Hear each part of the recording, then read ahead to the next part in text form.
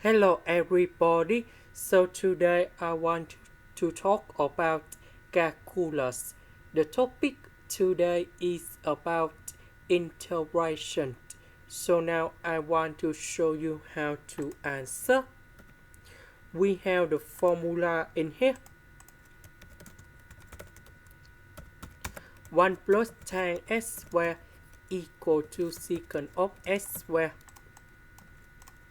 Now we need to transform this one into this one. Next, we have secant of s equals to 1 over cosine s. And now we need to transform this one into this one.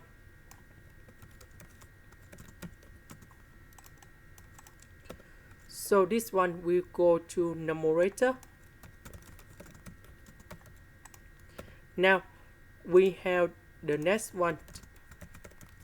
Cosine s squared equals to cosine 2s plus 1 over number 2.